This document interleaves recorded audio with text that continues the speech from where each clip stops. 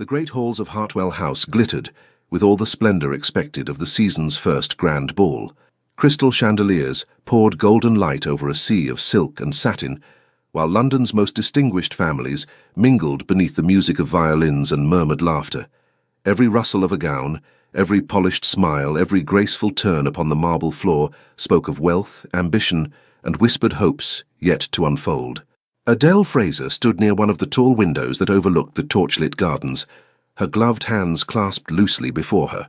She wore a gown of pale blue silk, modest by the standards of London's more fashionable young ladies, but it suited her well. Her dark hair was arranged simply, with a few curls framing her face, and her brown eyes held an intelligence that often made the more frivolous members of society uncomfortable. She had not wished to attend this ball. Her father, Magistrate Edmund Fraser, had insisted, believing that a season in London would provide his daughter with opportunities unavailable in their provincial home of Derbyshire. Adele had reluctantly agreed, though she found the endless parade of superficial conversations and practiced flirtations exhausting. "Miss Fraser, you look positively riveting, standing there like a statue," came a familiar voice. Adele turned to see her friend, Caroline Huxley, approaching with 2 glasses of lemonade. "Here, sustain yourself. The evening is still young, and who knows, perhaps some gentleman will sweep you off your feet." Adele accepted the glass with a small smile. "I think my feet are quite content where they are, thank you." Caroline laughed, her blonde ringlets bouncing. "You are impossible, but I do wish you would make more of an effort. There are several eligible gentlemen here tonight, including," she lowered her voice conspiratorially, "the Duke of Westfield." Adele's expression remained neutral, though she had indeed noticed the Duke's arrival. It would have been impossible not to. Jamie Archer, the Duke of Westfield, was a figure who commanded attention simply by existing. He was tall and broad-shouldered, with dark hair that he wore slightly longer than current fashion dictated, and features that would have been handsome if not for the perpetual expression of aristocratic disdain that seemed etched upon them. He was also, according to London gossip, the most eligible bachelor of the season and the most impossible to please. "I have no interest in the Duke of Westfield," Adele said quietly. "No one asked if you had interest," Caroline replied with a grin. "I merely noted his presence, though I confess I find him rather intimidating. They say he reduced Lady Pemberton's daughter to tears last season with a single cutting remark about her pianoforte playing." "Then he is not a gentleman," Adele said firmly. "A true gentleman would never deliberately cause distress to a lady, regardless of her musical abilities." Caroline was about to respond when a stir near the entrance drew their attention. The Duke of Westfield had moved into the centre of the ballroom, surrounded by a small crowd of admirers and acquaintances.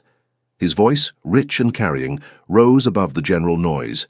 "I tell you, Harrison, the entire institution of marriage is vastly overrated," he was saying to a portly gentleman at his elbow.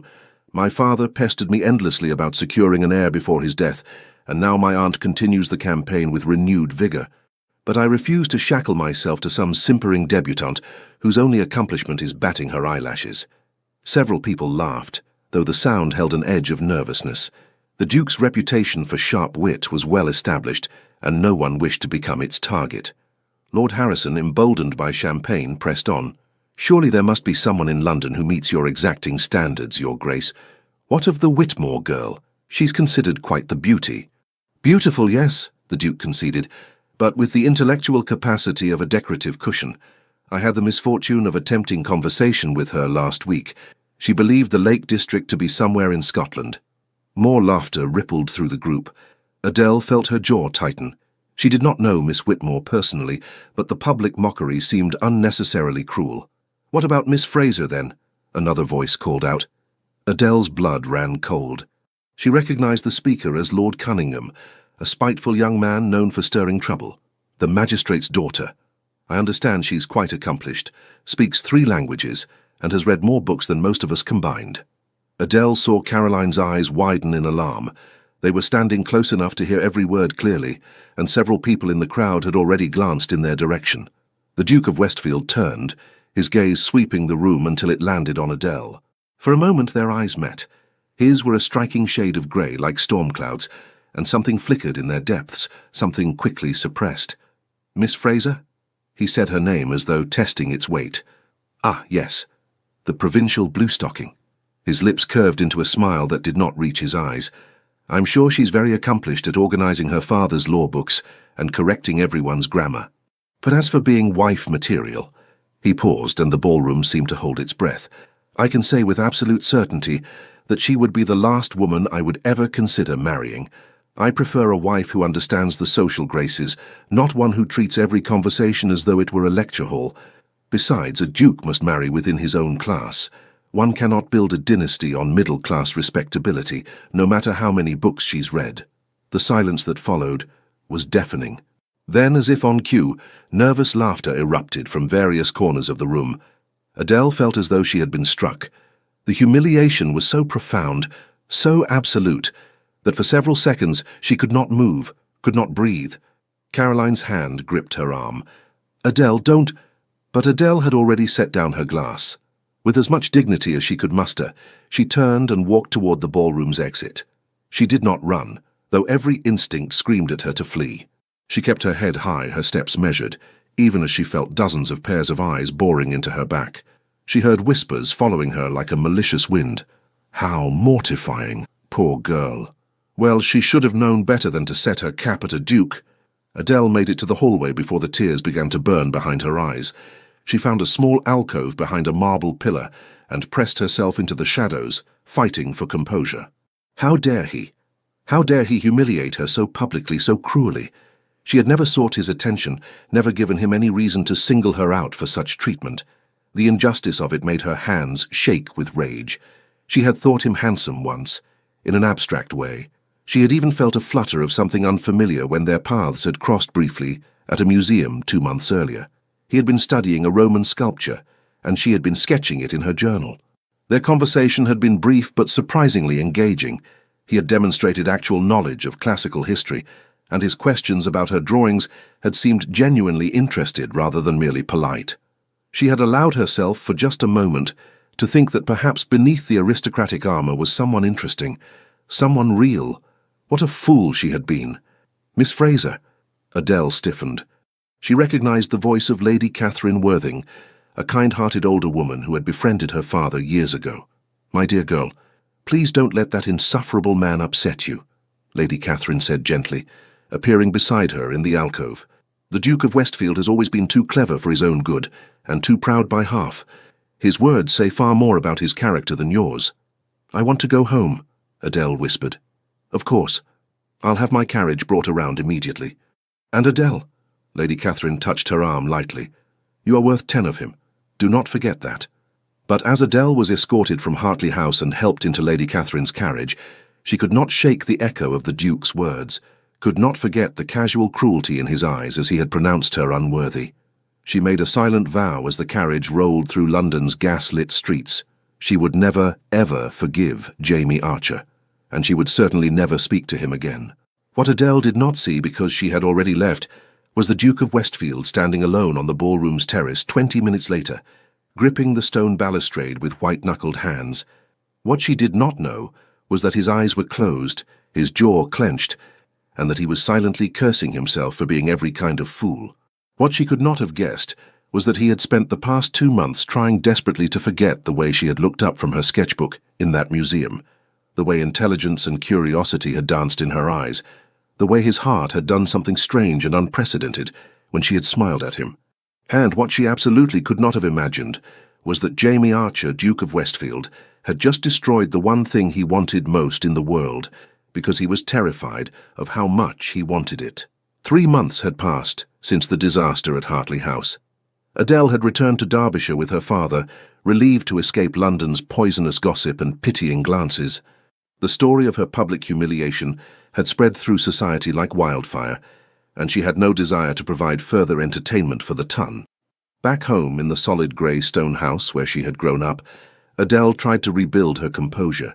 She threw herself into her studies, helped her father with his legal correspondence, and took long walks across the moors where the wind scoured away the memory of that terrible night.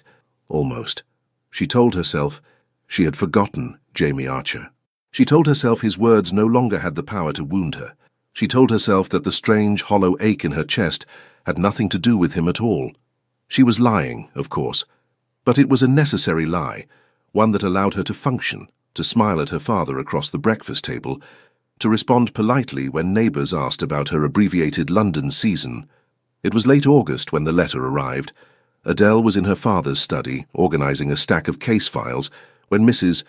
Pickering, their housekeeper, entered with a troubled expression. "Miss Fraser, there's a messenger here from London. From Greystone Manor, he says. He's asking for you specifically." Adele's hands stilled on the documents. Greystone Manor. She knew that name. It was the primary estate of the Duke of Westfield. "Tell him I am not receiving visitors," she said coldly. "He says it's urgent, miss. A matter of life and death." Something in Mrs. Pickering's tone made Adele look up sharply. The older woman's face was genuinely concerned. "Send him in," Adele said reluctantly. The messenger was a young man in dusty travelling clothes, clearly exhausted from hard riding. He bowed quickly. "Miss Fraser, forgive the intrusion. I come from Greystone Manor on behalf of Lady Beatrice Worthing, the Duke of Westfield's aunt. His Grace has fallen gravely ill with a violent fever. The physicians fear for his life." He paused, seeming uncertain how to continue. "During his delirium, his Grace has been calling out for you, miss, repeatedly. Lady Beatrice believes your presence might provide some comfort, or perhaps help him fight the illness." Adele stared at the man as though he had spoken in a foreign language. "I don't understand. Why would the Duke call for me? We are barely acquainted." The messenger shifted uncomfortably. "I cannot say, miss. I only know that Lady Beatrice was most insistent that I find you. She said the Duke has been crying out your name every night for the past week. The servants say they've never seen anything like it." Adele's mind reeled. This made no sense. The man who had publicly declared her beneath his consideration was now in his fevered state calling for her. It had to be some kind of cruel joke. "Please convey my regards to Lady Beatrice," Adele said carefully.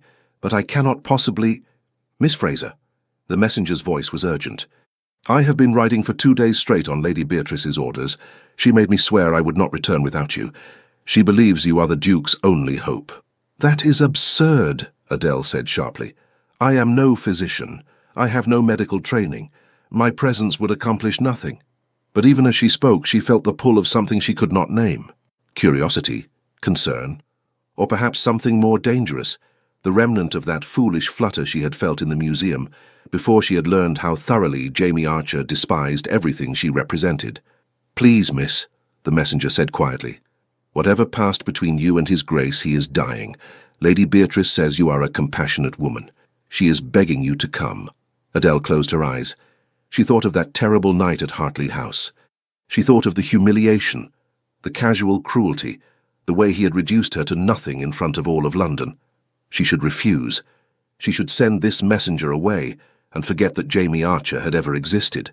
But she also thought of a man delirious with fever, calling out for someone who might bring him peace, and despite everything, despite the hurt and the anger, she found she could not ignore such a plea. "I need to speak with my father," she said finally. Magistrate Fraser was not pleased with his daughter's decision, but he understood it. Edmund Fraser had built his career on principles of justice and mercy, and he recognized both in Adele's choice. "If you are determined to go, I will accompany you," he insisted. "No, father. You have the assizes next week. These cases cannot be delayed." Adele placed her hand over his. "I will take Mrs. Pickering as chaperone. We will stay only long enough to do whatever can be done. Then I will return home. The man who humiliated you publicly is now asking for your charity," her father said quietly. "You owe him nothing, Adele." "I know," she replied, "but perhaps I owe myself the knowledge that I am better than he is, that I can show compassion even when it is not deserved." Her father studied her face for a long moment, then nodded. "You have more strength than I did at your age." "Very well, but I want word from you every day. And if anything at all makes you uncomfortable, you leave immediately. I promise." 2 hours later, Adele found herself in a well-appointed carriage bearing the Westfield crest, racing south toward Greystone Manor. Mrs. Pickering sat across from her, alternately dozing and muttering about the impropriety of the entire situation. Adele stared out the window at the passing countryside and tried to calm the storm of emotions warring within her. She was about to see Jamie Archer again.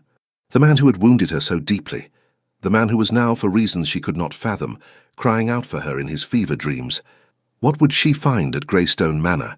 And more importantly, what would she do when she got there? The answer, she told herself firmly, was simple. She would do her duty as a compassionate human being. She would offer whatever comfort she could to a sick man, and then she would leave and never think of Jamie Archer again. It was a sensible plan.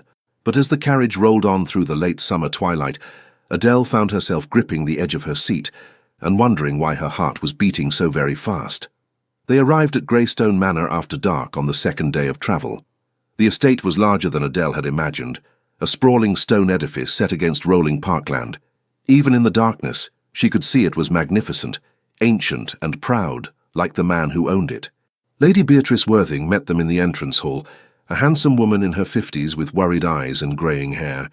She embraced Adele as though they were old friends, though they had met only once before, briefly at a charity function. "Thank goodness you've come," Lady Beatrice said fervently. "I wasn't certain you would after everything, but I had to try. The physicians are losing hope, Miss Fraser. They say the fever should have broken by now. But Jamie just grows worse and he won't stop calling for you." "May I see him?" Adele asked, surprising herself with the question. Lady Beatrice nodded and led her up the grand staircase, through corridors lined with portraits of Archer ancestors who stared down with varying degrees of aristocratic disapproval. Finally, they reached a set of double doors. "I must warn you," Lady Beatrice said quietly. "He looks diminished. Jamie has always been so strong, so vital. To see him like this—" Her voice broke slightly. Adele felt an unexpected surge of sympathy for the older woman. Whatever Jamie Archer's faults, he was clearly loved by his aunt. Lady Beatrice opened the doors, and Adele stepped into a large bedroom dominated by a massive four-poster bed. The room was warm, too warm, and smelled of illness and medicinal herbs. Several candles provided soft light, and a fire burned in the grate despite the summer heat. In the bed lay Jamie Archer, and Adele's breath caught. Lady Beatrice had been right. He looked diminished. The arrogant duke who had commanded every room he entered now lay motionless, his skin pale and damp with sweat. His dark hair was plastered to his forehead, and his breathing was shallow and rapid. A physician sat in a chair near the bed, monitoring his patient with a grave expression. "Any change, Dr. Thornbury?" Lady Beatrice asked. The elderly physician shook his head. "The fever remains high. I've tried every treatment I know. Willow bark tea, cold compresses, bloodletting. Nothing brings it down for long. If it doesn't break soon—" He didn't finish the sentence. As if in response to their voices, Jamie stirred. His head turned restlessly on the pillow, and a low sound escaped his lips. "Adele." The word was barely audible, more breath than voice, but it was unmistakable.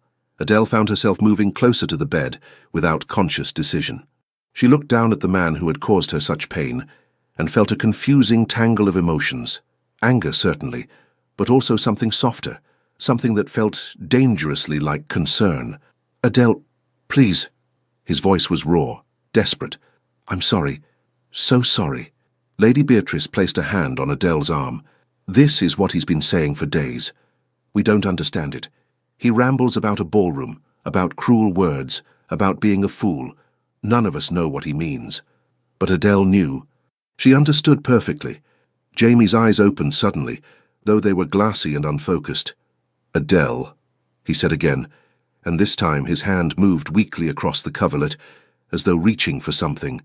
Don't leave. Please don't leave me. I can't lose you again. I never shouldn't have said." His words dissolved into incoherent mumbling, and his eyes closed once more. Dr. Thornbury stood and approached Lady Beatrice. "I believe the young lady's presence may indeed be beneficial," he said quietly. "I've seen cases where a familiar voice, a meaningful connection, can sometimes reach a patient when medicine cannot. If Miss Fraser is willing to sit with him, to speak to him, it might help anchor him through the delirium." All eyes turned to Adele. She should refuse. Every ounce of common sense screamed at her to walk away, to return to Derbyshire, and forget this entire strange episode. But she found herself nodding. "I'll stay," she said.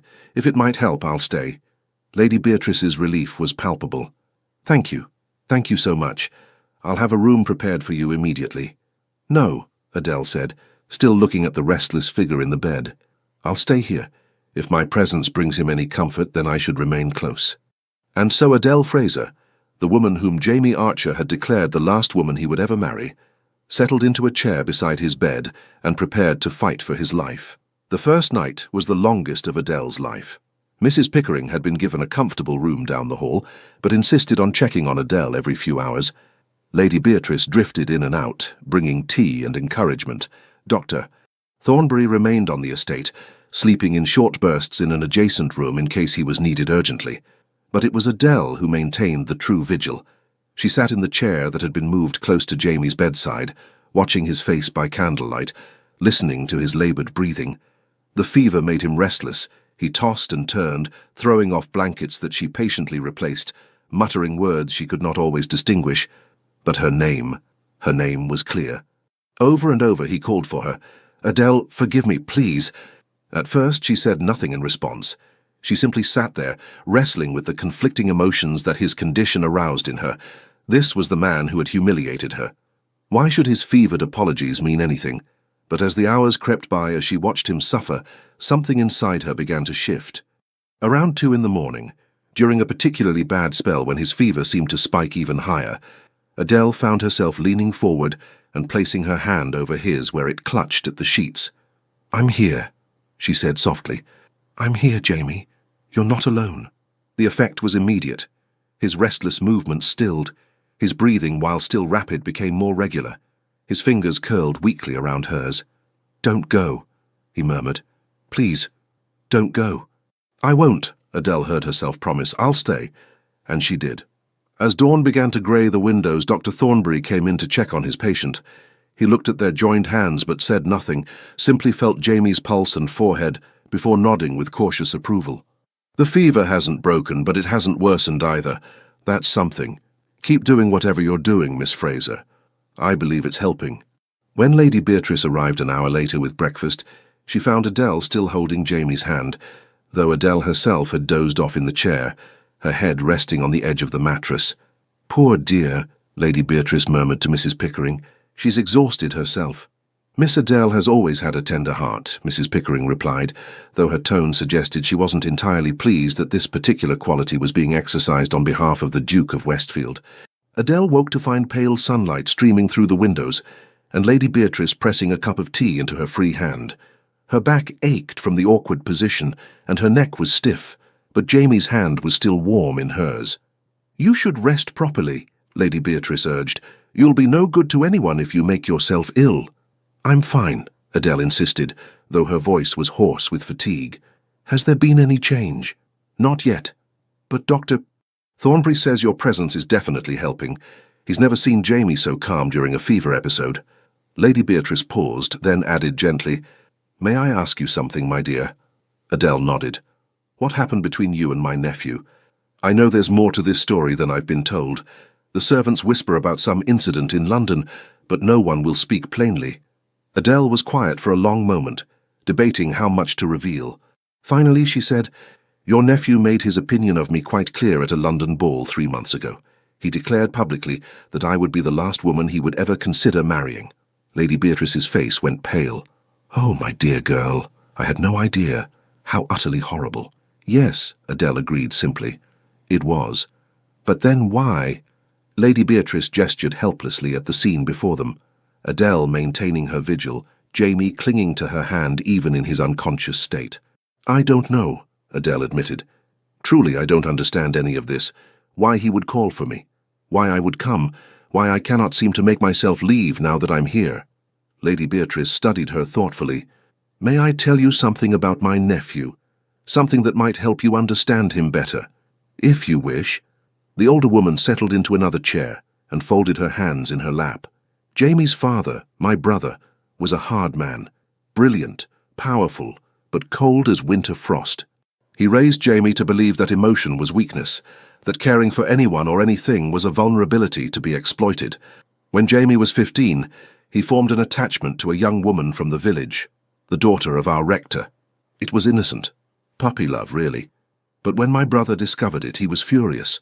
He sent the girl's family away with barely enough money to survive, and he told Jamie that attachments to those beneath his station would only bring shame to the Archer name."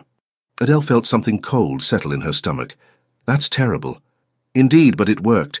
Jamie learned to guard his heart, to present only arrogance and indifference to the world. It has made him successful in business and politics. It has also made him profoundly lonely. Lady Beatrice's eyes were sad. I've watched him for years, hoping he would find someone who could break through those walls he's built. And then he came back from a museum visit 2 months before the season began, and he was different, distracted, almost happy, though he tried to hide it. I asked him what had happened, and he mentioned meeting a young woman who shared his interest in Roman history. He said she was extraordinary. Adele's breath caught. He said that? Yes. But the next time I brought it up, he grew angry and changed the subject. And then, during the season, I heard about the incident at Hartley House. Lady Beatrice reached over and placed her hand over both of theirs. I think, my dear, that my nephew is a coward. I think he met you and felt something he had been taught to fear, and rather than embrace it, he tried to destroy it in the cruelest way possible. That doesn't excuse his behavior, Adele said firmly. No, Lady Beatrice agreed. It doesn't, but it might explain it. They sat in silence for a while, listening to Jamie's breathing. Then Lady Beatrice rose. I'll have food sent up for you, and please do rest when you can. Whatever my nephew has done, he doesn't deserve your death from exhaustion on his conscience. After she left, Adele looked down at Jamie's face. Even in illness he was handsome. Strong features, a firm jaw, dark lashes that rested against his pale cheeks. She remembered how he had looked that day in the museum, how his eyes had lit up when she had corrected his translation of a Latin inscription. She had thought, just for a moment, that she had seen the real Jamie Archer that day. Not the arrogant Duke, but a man who loved learning as much as she did. A man who might understand her. You're a fool, she whispered to his unconscious form. And so am I, apparently. As if in answer, his hand tightened slightly around hers. The second day passed much like the first, though Adele forced herself to take short breaks to eat and stretch her cramped muscles. She also began to speak to Jamie more deliberately, though she wasn't certain he could hear her. She read to him from a book of poetry Lady Beatrice had provided. She described the view from his window, rolling hills and carefully maintained gardens. She even, in a fit of either bravery or madness, told him about her life in Derbyshire. My father says I should have more friends my own age, she said, as afternoon sunlight slanted across the bed. But I've never been very good at the sort of conversations most young women seem to enjoy. I don't care about fashion or gossip. I care about ideas, about history, about understanding how the world works. That makes me strange, I suppose. Certainly it made me a target in London. She paused, swallowing the bitterness that rose in her throat at the memory. You made me feel like there was something wrong with me, she continued quietly. Something shameful about being who I am. That's what hurt the most, I think. Not just the public humiliation, but the idea that you, of all people, found me contemptible. I thought you might understand me. After the museum, I thought... She shook her head. It doesn't matter what I thought. Jamie stirred, and for a moment his eyes opened, truly opened, with something like awareness in them. Adele? His voice was a dry whisper. Her heart jumped. I'm here. Real? Are you real? Yes, I'm real. His eyes tried to focus on her face. I'm sorry, he said, the words barely audible. So sorry. Said terrible things. Didn't mean... Hush, Adele said, though her own voice was unsteady. Save your strength. Couldn't bear it. If you hated me. His eyes began to close again. Loved you. From that first day. But I was afraid. Then consciousness left him once more, and Adele was left staring at his still face, her heart pounding so hard she thought it might break through her ribs. Had she imagined those words? Had he really said he loved her? No, she must have misheard. It was fever talk, nothing more, the ravings of a sick mind. But her hand trembled as she reached up to brush a strand of damp hair from his forehead. You're making this very difficult, she whispered. On the third night, the fever broke. It happened just before dawn. Adele had been dozing fitfully in her chair when Jamie suddenly cried out. Not her name this time, but a wordless sound of distress. She jerked awake to find him thrashing, his skin burning hot, his breath coming in desperate gasps. Dr. Thornbury, she shouted, but the physician was already there, Lady Beatrice close behind him.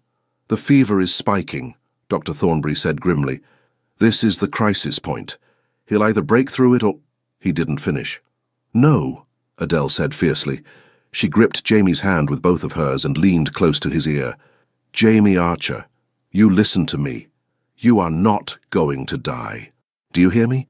You don't get to say those things to me and then leave. You owe me better than that. You owe me the chance to decide whether I can ever forgive you. So you will fight. Do you understand? You will fight." She didn't know if he could hear her, but she kept talking, kept holding his hand, kept anchoring him to life with the sheer force of her will. Lady Beatrice was praying quietly. Dr. Thornbury was applying cold compresses. Mrs. Pickering had appeared in her nightdress and was hovering anxiously by the door, and Adele held on. Minutes passed like hours. The room seemed to hold its breath. Then slowly, Jamie's thrashing began to ease. His breathing, while still labored, became more regular. The terrible heat of his skin began to lessen. Dr. Thornbury placed his hand on Jamie's forehead and let out a long, shuddering breath. "The fever is breaking," he said, wonder in his voice. "Merciful heavens, it's actually breaking." Lady Beatrice burst into tears of relief. Mrs. Pickering sagged against the doorframe, and Adele, still holding Jamie's hand, felt something inside her chest crack open. He was going to live. The insufferable, arrogant, heartbreaking man was going to live, and she was going to have to figure out what that meant for both of them. Jamie Archer woke slowly, swimming up through layers of confusion and disorientation. For several long moments, he didn't know where he was or what had happened.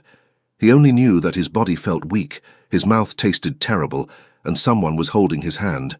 He turned his head carefully, even that small movement required effort, and found himself looking at Adele Fraser. She was asleep in a chair pulled close to his bed, her head resting on her folded arms on the edge of the mattress. Her dark hair had come partially loose from its pins and fell across her face. She looked exhausted, shadows under her eyes, her skin pale, and she was holding his hand. Memory came rushing back in fragmented pieces. The fever, the delirium, calling out for her, over and over. And then, she had come. She had actually come. "Good morning, Your Grace." Jamie's gaze shifted to find Dr. Thornbury entering the room. The elderly physician smiled at the sight of him awake. "How do you feel?" Dr. Thornbury asked quietly, clearly trying not to wake Adele. "Like I've been trampled by horses," Jamie croaked.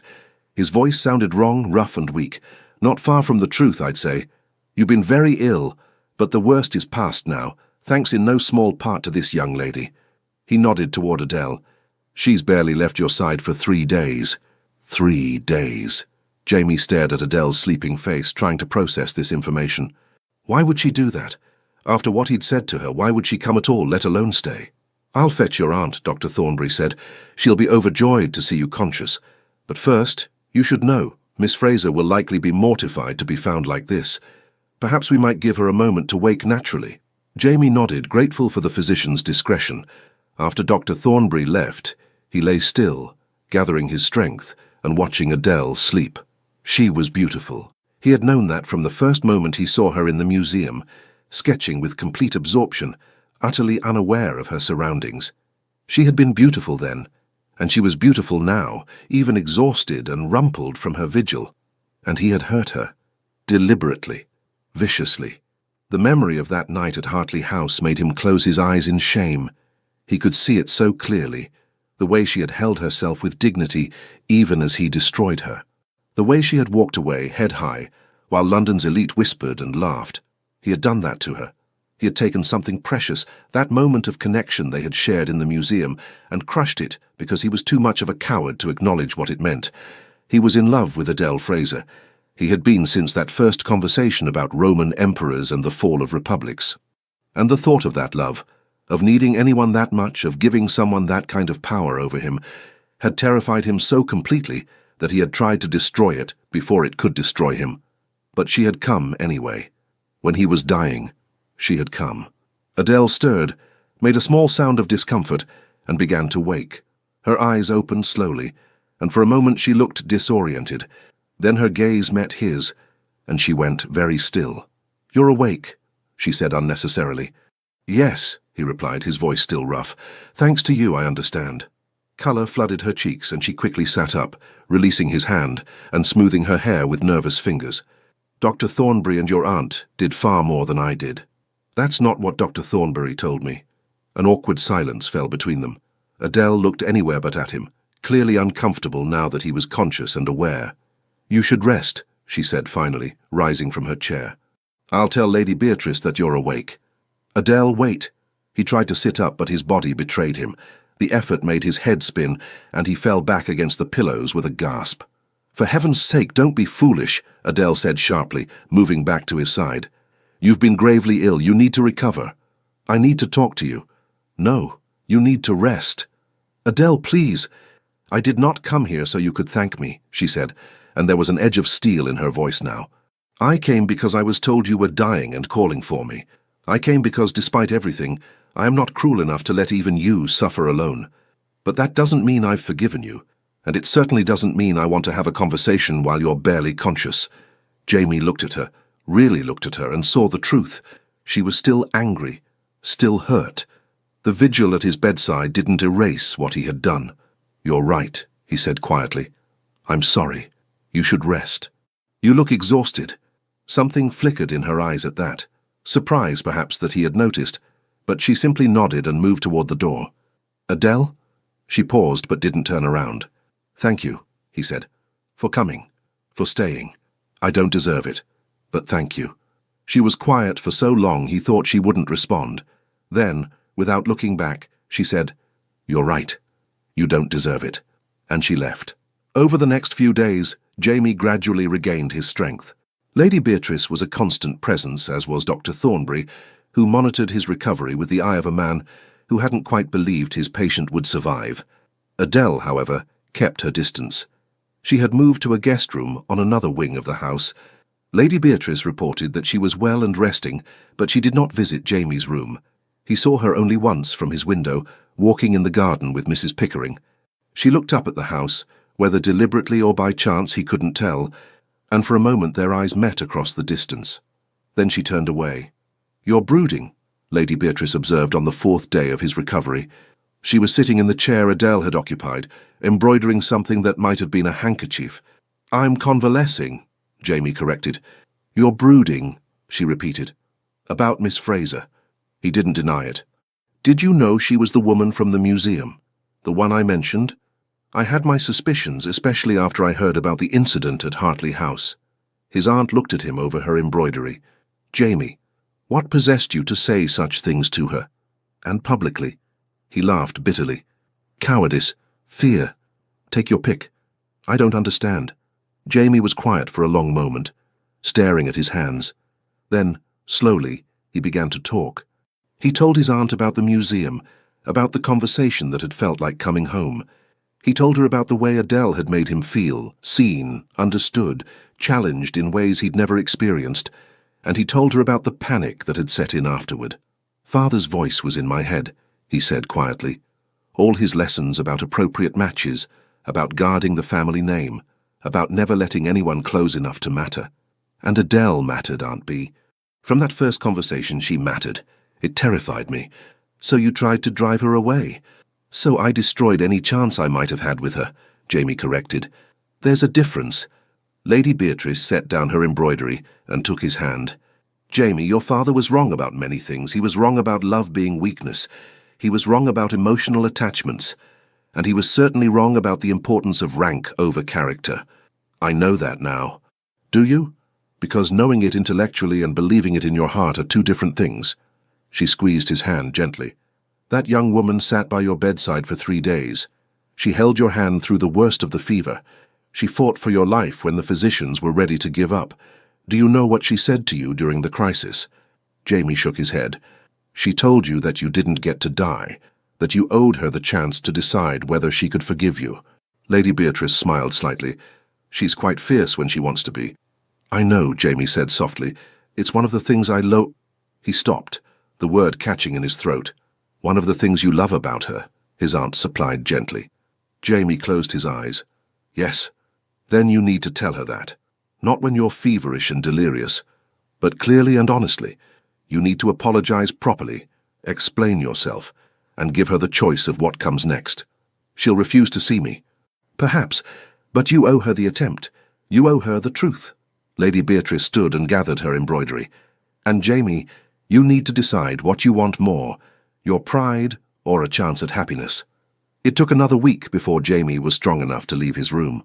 Dr. Thornbury finally declared him well enough to move about the house, though he cautioned against overexertion. Jamie's first thought was to find Adele, but Lady Beatrice informed him that she had left that morning. "What?" Jamie felt as though he'd been struck. "She's gone? Where?" "Back to Derbyshire with Mrs. Pickering. She said she had been away from home long enough." "But I didn't. I haven't had a chance to speak with her properly." "No," his aunt agreed. "You haven't." Jamie sank into a chair, feeling the loss like a physical weight. "I've ruined everything." "Not necessarily." Lady Beatrice handed him a folded piece of paper. "She left this for you." With trembling hands, Jamie unfolded the note. Adele's handwriting was clear and elegant. "Your Grace, I am glad you have recovered. Dr. Thornbury assures me you will regain your full strength with time and care. I cannot stay at Greystone Manor any longer. My father needs me at home, and I have my own life to return to. I hope you understand. I want you to know that I do not regret coming when you were ill. Despite everything that passed between us, I could not have lived with myself if I had refused to help when I was needed. That says more about my character than yours, I think. I also want you to know that I have thought carefully about what you said during your fever. I understand that illness can loosen tongues and bring forth truths we normally hide. But I need you to understand something in return. Words spoken in delirium without conscious choice or consequence are not the same as words spoken in honesty and courage. If you meant the things you said, if there is truth in them, then you know where to find me. But I will not be the one to seek you out. I will not make myself vulnerable to you again unless you can prove that you have changed, that you can be brave enough to stand by your words in the light of day. The choice, Your Grace, is yours. Yours in good faith, Adele Fraser." Jamie read the letter 3 times, each word burning itself into his memory. Then he looked up at his aunt. "I need to go to Derbyshire." Lady Beatrice smiled. "I thought you might say that. I'll have the carriage prepared." "Not the carriage," Jamie said, rising to his feet with determination he didn't quite feel. "I'll ride. It's faster, and I've wasted enough time already." "Jamie, you're barely recovered." "I don't care." He gripped the letter tightly. "She's right. She deserves honesty. She deserves courage. She deserves everything I've been too much of a coward to give her, and I'm not waiting another day." The ride to Derbyshire took 2 days, during which Jamie had plenty of time to think about what he would say when he saw Adele again. He rehearsed speeches, imagined conversations, and tried to prepare himself for every possible outcome. But when he finally arrived at the Fraser home, a handsome stone house in a small market town, all his carefully planned words fled. He dismounted stiffly. Dr. Thornbury would have been furious at him for making this journey so soon, but Jamie didn't care, and approached the front door. A stern-looking housekeeper answered his knock. "I'm here to see Miss Fraser," he said. "I'm the Duke of Westfield." The housekeeper's expression suggested she knew exactly who he was and what he had done. "I'll inquire if Miss Fraser is receiving visitors, Your Grace." She left him standing on the doorstep. Jamie couldn't blame her for the slight. After what felt like an eternity, Magistrate Fraser himself appeared at the door. He was a solidly built man with grey hair and shrewd eyes that assessed Jamie with the same careful attention he probably gave to witnesses in his courtroom. "Your Grace," he said coolly, "this is unexpected. I need to speak with your daughter, sir." "I'm not certain my daughter wishes to speak with you." "I understand that, sir, but I'm asking for the chance to apologize properly, to explain." Jamie met the older man's gaze steadily. "I hurt her badly. I was cruel and cowardly. I can't undo that, but I can at least tell her the truth. After that, if she never wants to see me again, I'll respect her wishes." Magistrate Fraser studied him for a long moment. Then, unexpectedly, he stepped aside. "She's in the garden, through the house and out the back door. But Your Grace..." The magistrate's voice stopped him. "If you hurt my daughter again, your title will not protect you from my wrath, am I understood?" "Perfectly, sir." Jamie walked through the comfortable, book-filled house and out into a well-tended garden, and there, sitting on a bench beneath an apple tree with a book in her lap, was Adele. She looked up at the sound of his footsteps, and her eyes widened. "What are you doing here?" she asked, standing quickly. "You should be in bed, recovering." "I'm fine," Jamie said, though the ride had exhausted him more than he wanted to admit. "I needed to see you. You've seen me. Now you should go back to Greystone and rest properly." But despite her words, she didn't move away. "Adele, please, I need to talk to you. We have nothing to discuss." "I think we have everything to discuss," Jamie took a step closer. You were right in your letter. Words spoken in fever don't count. So I'm here, fully conscious and in my right mind to tell you the truth. She crossed her arms defensively. And what truth would that be? That I love you, Jamie said simply. I've loved you since the moment you corrected my Latin translation in the museum and then laughed when I tried to defend my interpretation. I loved you when you showed me your sketches and explained your theory about why the sculptor had positioned the figure that way. I loved you at Hartley House even as I said those terrible things to you. Adele's face had gone pale. Stop. I can't stop, not anymore. Jamie's voice was raw with emotion. I was a coward, Adele. My father raised me to believe that love was weakness, that caring for anyone was a vulnerability. And you scared me because I cared about you so much so quickly. You saw past the title and the wealth to who I actually am, and that terrified me. So I tried to destroy what we had before it could destroy me. You succeeded, she said quietly. You destroyed it very thoroughly. I know, and I'm not asking you to forgive me or to forget what I did. I'm just asking you to understand why. He took another step closer. During the fever, when I was delirious, apparently all I could do was call for you. Dr. Thornbury says I wouldn't rest until you were there. Even when I wasn't conscious enough to recognize my own name, some part of me knew I needed you. Tears were sliding down Adele's cheeks now, though she made no sound. You humiliated me in front of all of London. You made me feel worthless. I know, Jamie said, his own voice breaking, and I will regret that for the rest of my life. You are not worthless, Adele. You are brilliant and brave, and everything I've ever wanted in a partner. The fact that you're not from the nobility doesn't matter. What matters is that you're you, passionate about ideas, unafraid to challenge me, capable of sitting by the bedside of a man who hurt you because it was the right thing to do. I don't know if I can trust you, she whispered. How do I know you won't hurt me again? You don't, Jamie admitted.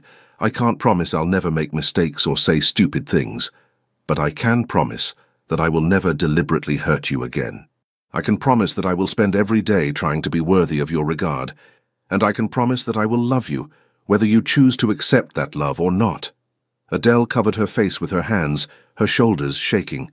Jamie wanted desperately to hold her, but he forced himself to stay where he was. This was her choice. He had said what he needed to say. Now he had to give her space to decide.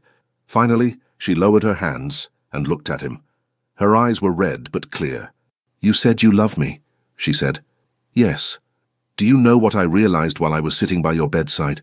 Jamie shook his head, hardly daring to breathe. I realized that I'm angry at you, furiously angry, because I love you too. She laughed, but it was a broken sound.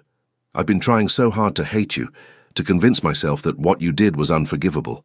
But the truth is, I started falling in love with you in that museum, and some foolish part of me never stopped. Even when you hurt me. Even when I told myself I never wanted to see you again. Why do you think I came when you were ill? Why do you think I stayed? Hope, terrifying and exhilarating, bloomed in Jamie's chest. Adele, I'm not finished, she said firmly. Loving you doesn't mean I've forgiven you, and it doesn't mean I'm ready to trust you again. You broke something between us, Jamie. If there's any chance of repairing it, you're going to have to prove you've changed.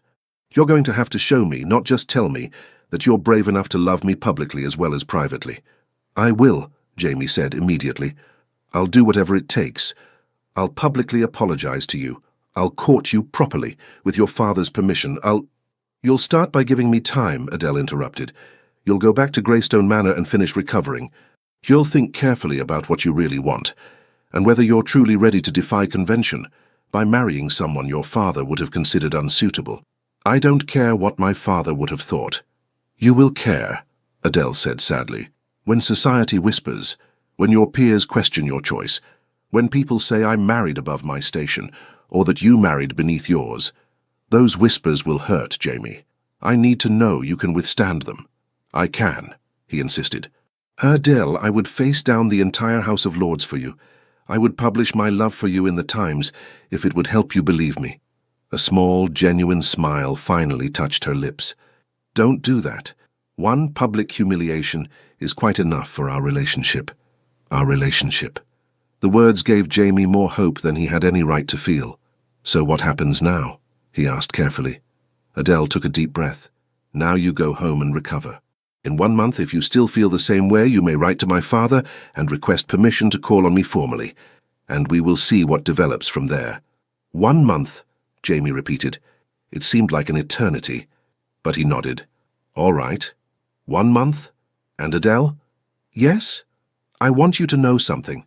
During the fever, when I couldn't tell reality from dreams, the only thing that felt real was you. Your voice. Your hand in mine.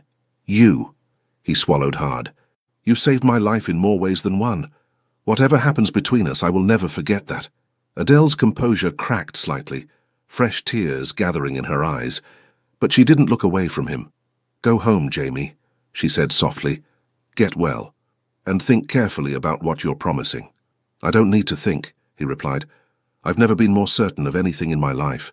But he went anyway, because she had asked him to, and because proving that he respected her wishes seemed like a good place to start.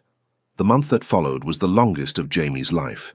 He returned to Greystone Manor and focused on recovering his strength, though he chafed at the slowness of the process. Dr. Thornberry was pleased with his progress but warned him against pushing too hard. You're healing well, Your Grace, but these things take time. Patience is required. Jamie was learning patience. It was an unfamiliar virtue, but one he was determined to master. He spent his days managing estate business that had piled up during his illness and his evenings writing letters to Adele. He poured his heart onto paper, describing his days, his thoughts. His gradual understanding of all the ways his father's teaching had warped his view of love and attachment. Adele wrote back, though her letters were more guarded than his. She told him about her work with her father, about books she was reading, about the changing autumn weather in Derbyshire. But slowly, page by page, her tone softened. She began to ask him questions, to share small jokes, to let him see glimpses of the woman he had met in the museum. Lady Beatrice watched this correspondence with amusement and approval. You're becoming almost human, she teased. It's quite remarkable. I was always human, Aunt. You were always going through the motions of being human, she corrected.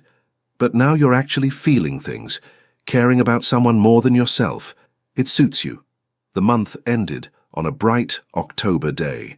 Jamie, with Dr. Thornberry's reluctant permission and accompanied by Lady Beatrice for propriety, travelled once more to Derbyshire. This time, when he knocked on the Fraser door, he was invited in immediately. Magistrate Fraser received him in his study, a room lined with law books and smelling of pipe tobacco. Your Grace, the magistrate said formally, I understand you wish to discuss my daughter. Yes, sir. Jamie had rehearsed this conversation a dozen times, but now that the moment had arrived, his carefully prepared speech fled. Sir, I love your daughter. I've treated her abominably, and I don't deserve her regard, but I'm hoping to earn it. I'm asking your permission to court Adele formally, with the intention of marriage if she'll have me. Magistrate Fraser leaned back in his chair, studying Jamie with those shrewd eyes. You're a duke. My daughter is the child of a magistrate. Society will not be kind to either of you. I'm aware of that, sir. I don't care. Adele will care. She'll hear every whisper, endure every slight. Are you prepared to defend her, to stand by her when your peers question your choice? Every single day, Jamie said firmly. Sir, your daughter is the most remarkable woman I've ever met. She's brilliant, brave, and compassionate. The fact that society might question her suitability says everything about society's failures and nothing about hers. A small smile touched the magistrate's lips. You've rehearsed that. Yes, sir. But I also mean it. Magistrate Fraser was quiet for a long moment. Then he said, My daughter was devastated by what you did to her in London. It took weeks before she would smile again. If I give you permission to court her, and you hurt her again, I will make it my personal mission to ensure you regret it. Noble title or not. I understand, sir, and I accept those terms. Then you have my permission. But the real question is whether you have Adele's. He stood and opened the study door. She's in the drawing room. Good luck, Your Grace. You're going to need it. Adele was standing by the window when Jamie entered the drawing room. She was wearing a simple green dress that brought out the warmth in her brown eyes, and her hair was arranged in the style he remembered from the museum, practical but lovely. She turned when she heard him enter, and for a moment they simply looked at each other. Your month is up, she said. Yes. And you're still here. I'll always be here, Jamie said quietly. If you'll let me.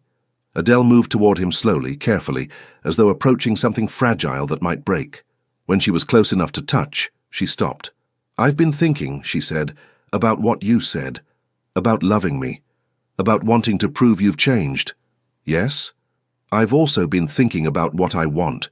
Not what society expects, not what my father advises, but what I truly want for myself." She took a deep breath. "I want honesty, Jamie. I want a partnership where we can challenge each other without fear. I want someone who values my mind as much as anything else. I want someone brave enough to love me, even when it's difficult." "I can be that person," Jamie said. "I want to be that person. For you." "Can you, though?" Adele's voice was gentle but serious. "Can you truly set aside everything your father taught you? Can you introduce me to society as you're intended without shame? Can you build a life with someone who will never be content to simply be a duchess, who will want to continue her studies, who will question and debate and probably exasperate you regularly?" Jamie reached out slowly, giving her time to step away if she wished. When she didn't move, he took her hands in his. "Adele, you exasperate me already. You challenge me. You make me question assumptions I've held my entire life. You see through all my aristocratic nonsense to who I actually am underneath." He smiled slightly. "Honestly, it's terrifying, but it's also the most alive I've ever felt. So yes, I can do all of those things. In fact, I'm looking forward to it." Adele's eyes searched his face, looking for any hint of doubt or reservation. "If I agree to let you court me, if we eventually marry, I won't change who I am to suit society's expectations." "I don't want you to change. I fell in love with exactly who you are. People will say cruel things about me, about us. Let them. I've learned that the only opinions that matter are those of people we respect. And Adele, I respect you more than anyone I've ever met." She was quiet for a long moment, and Jamie forced himself to wait, to let her process, to give her the space to make her own choice. Finally, she said, "I'm going to trust you. Against my better judgment, against every instinct of self-preservation, I'm going to trust that you mean what you say. But Jamie, if you break that trust again—" "I won't," he promised. "I swear to you, Adele, I won't." "Then you may court me," she said, and a real smile, warm and genuine, finally broke across her face. "Properly and publicly. Let's see how society handles that." Jamie felt as though he could breathe properly for the first time in months. "May I—" He hesitated, not wanting to presume.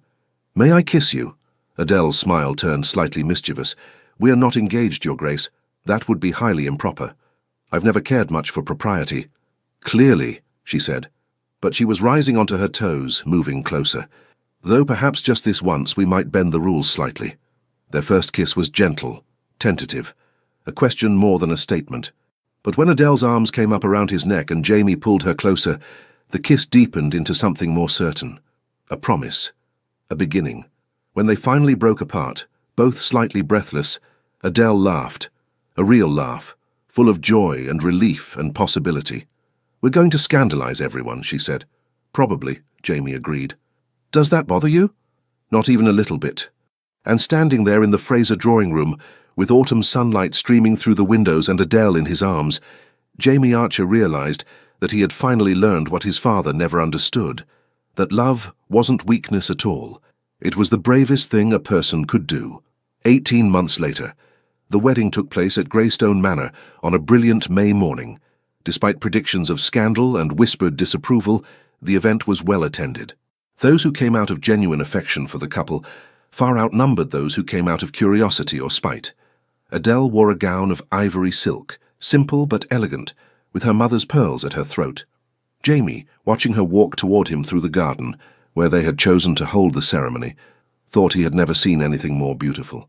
Magistrate Fraser gave his daughter away with visible pride. Lady Beatrice wept happily in the front row.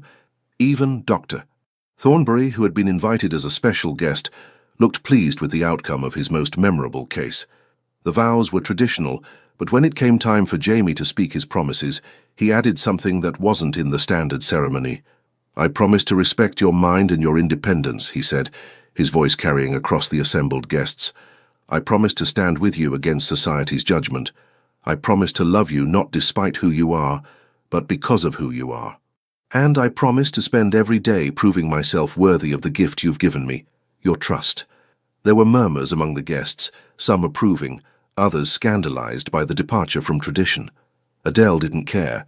She squeezed Jamie's hands and spoke her own addition. "I promise to challenge you when you need it, and support you always. I promise to build a life with you that honors both duty and love. And I promise to remind you whenever necessary that true strength lies not in walls we build around our hearts, but in the courage to let them be vulnerable." When the vicar pronounced them married, Jamie kissed his wife with more enthusiasm than was strictly proper, to the laughter and applause of those who truly loved them. The wedding breakfast was held in Greystone's ballroom, the same ballroom where Lady Beatrice informed anyone who would listen. The Duke had realized he was mortal after all. During the celebration, Caroline Huxley, now a close friend to both Jamie and Adele, approached the new Duchess with a champagne glass raised in toast. "I have to admit," Caroline said with a grin, "when I saw what happened at Hartley House, I never imagined it would lead to this." "Neither did I," Adele admitted, watching her new husband across the room as he conversed with her father. "But I've learned that life can be surprising." "He's different now," Caroline observed, "less forbidding. You've been good for him." "We've been good for each other," Adele corrected gently, and it was true. In the months of their courtship, Jamie had systematically introduced Adele to society, not as someone to be tolerated because of his rank, but as someone remarkable in her own right. He had defended her against subtle slights and overt rudeness, with a fierce protectiveness that had surprised even him. More importantly, he had encouraged her intellectual pursuits. When she expressed interest in writing about Roman history, he had connected her with scholars and helped her gain access to private libraries. When she wanted to attend lectures at the Royal Society, he had challenged the rule barring women from attendance, and while he hadn't yet succeeded in changing it, he hadn't given up trying. In turn, Adele had helped Jamie understand that vulnerability wasn't weakness. She had encouraged him to repair relationships his arrogance had damaged. She had shown him by patient example that opening his heart didn't mean losing control. It meant gaining something infinitely more valuable. As the afternoon wore on and the celebration continued, Jamie found Adele on the terrace, taking a moment of quiet away from the crowd. "Hiding from your own wedding breakfast, Your Grace," he teased, using her new title. "Just taking it all in," she replied, leaning into him when he wrapped his arm around her waist. "A year and a half ago I thought my life was over, and now you're stuck with me forever," Jamie finished. "Poor planning on your part, really." Adele laughed and turned to face him. "Do you know what I keep thinking about?" "What?" "That night at Hartley House, what you said about me being the last woman you'd ever marry." Jamie winced. "Must we relive my worst moment?" "Actually, yes, because I've realized something." Adele's eyes sparkled with mischief. "You were right." "What?" "I'm the last woman you'll ever marry because now you're married to me and you're not getting rid of me." Jamie stared at her for a moment, then burst out laughing, a real laugh, free and unguarded. "That," he said, pulling her close, "is the best possible interpretation of that disaster." "I thought so." They stood together, looking out over the gardens of Greystone Manor, watching their guests mingle and celebrate. In the distance, Adele could see Lady Beatrice talking animatedly with her father. She saw Dr. Thornbury, being cornered by several society matrons who undoubtedly wanted to hear every detail of the Duke's dramatic illness. "Do you have any regrets?" Jamie asked quietly. Adele considered the question seriously. "About marrying you? No. About the path that led us here? Some. I wish the humiliation at Hartley House had never happened. I wish you had been brave enough to speak honestly from the start." "So do I," Jamie said fervently.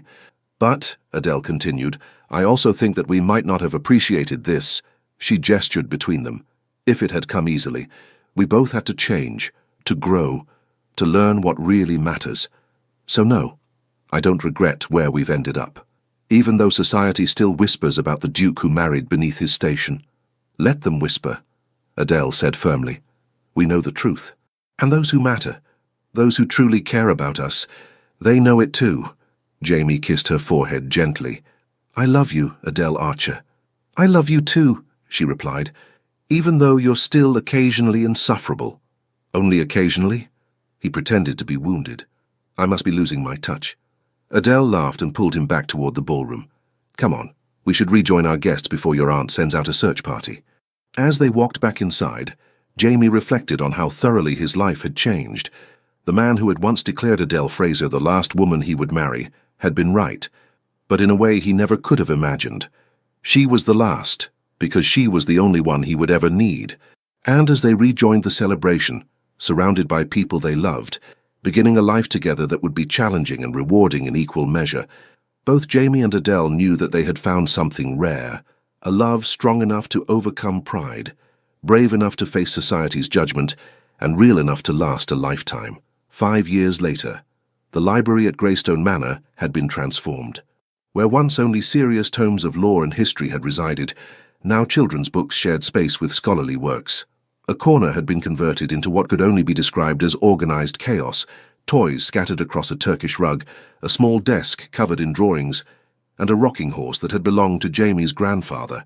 Adele sat in a comfortable chair by the window, a book in her lap, and her spectacles perched on her nose. At her feet, a dark-haired boy of 4 was building an elaborate castle from wooden blocks. "Mama, look!" Henry James Archer, heir to the Westfield dukedom, demanded her attention. "It's Rome!"